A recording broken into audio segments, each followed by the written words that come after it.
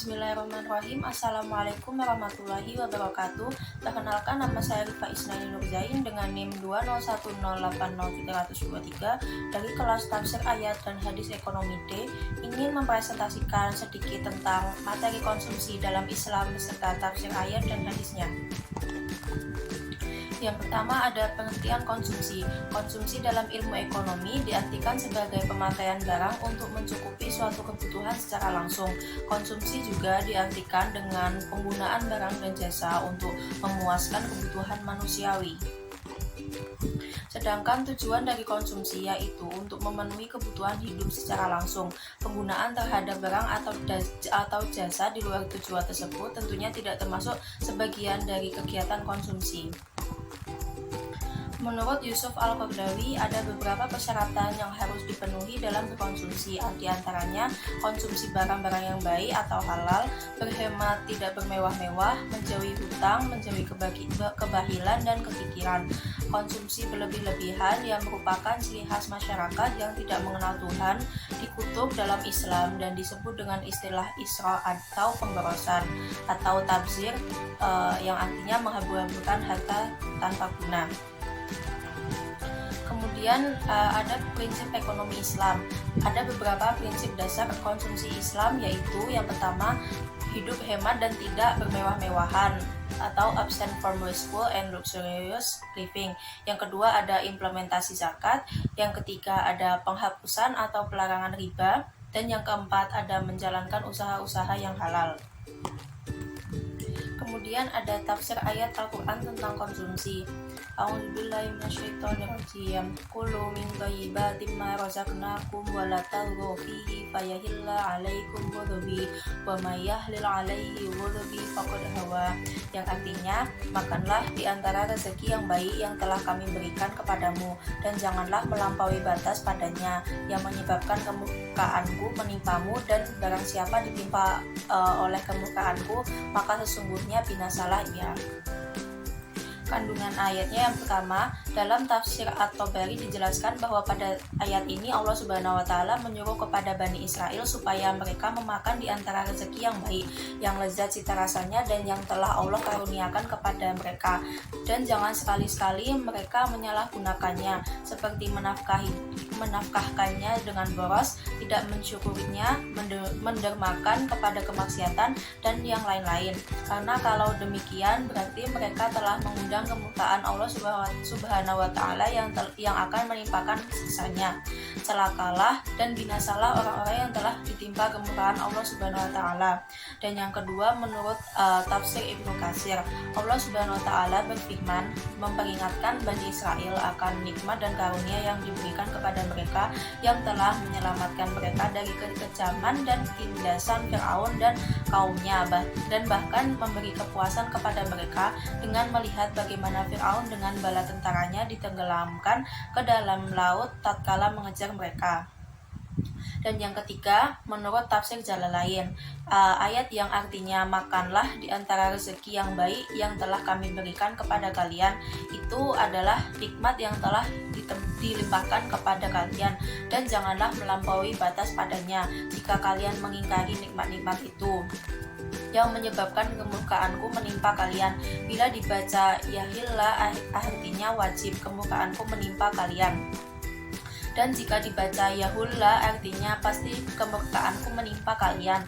Dan barang siapa ditimpa oleh kemurkaanku, lafal yahlil dapat pula dibaca yahlul, maka sungguh binasalah ia, terjerumuslah ia ke dalam neraka.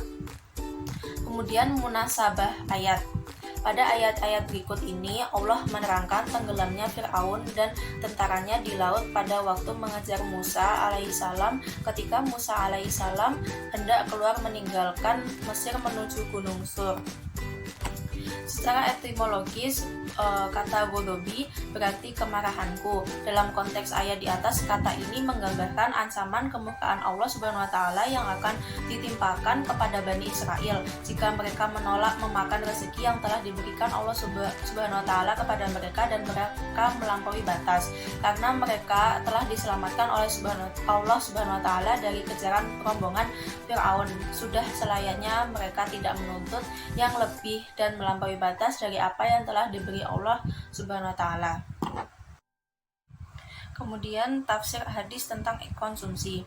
An Abi Abdillah Nu'man bin Bashir radhiyallahu anhu ma qala sami'tu Rasulullah sallallahu alaihi wasallam yaqulu innal halala bayyinun wa innal harama bayyinun wa bainahuma umurun mustabihatu la ya'lamuhunna katsirun minan nas faman ittaqa syubahati faqad istabra'a li dinihi wa 'izzihi wa man waqa'a fi syubahati waqa'a fil harami kara'i yaz'a haulal hima yushiku ayyarta'a fihi ala wa inna likulli maliki hima wa ala wa inna himallahi maharimuhu ala wa inna fil jasadi mudghata idza salahal jasadu kulluhu wa idza fasadal jasadu kulluhu ala wa hiyal qalbu rawahu Bukhari wal Muslim. Artinya dari Zakaria bin Abi Zaidah dan dari Al-Syaibi berkata, saya mendengar Nu'man bin Bashir berkata di atas mimbar dan ia mengarahkan jarinya pada telinganya. Saya mendengar Rasulullah SAW bersabda, halal itu jelas, haram juga jelas, di antara keduanya itu syubhat. Kebanyakan manusia tidak mengetahui, maka barang siapa menjaga diri dari barang syubhat, maka ia telah bebas untuk agama dan kehormatannya. Barang siapa yang terjerumus dalam syubhat, maka ia seperti mengembala di sekitar tanah yang dilarang, yang dikhawatirkan terjerumus. Ingatlah, sesungguhnya bagi setiap pemimpin daerah larangan. Larangan Allah adalah yang diharamkan oleh Allah.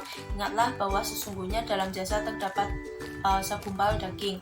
Jika baik maka baiklah seluruhnya, dan jika jelek maka jeleklah seluruh tubuhnya. Ingatlah, itu adalah hati. Hadis riwayat muttafaqun alaihi. Yang dimaksud makanan yang halal yaitu makanan yang diperbolehkan oleh agama dari segi hukumnya. Yang dibolehkan oleh agama misalnya buah-buahan, sayur-sayuran, dan lain-lain sebagainya. Makanan yang halal pada hakikatnya makanan yang diperoleh dengan cara yang halal pula atau benar.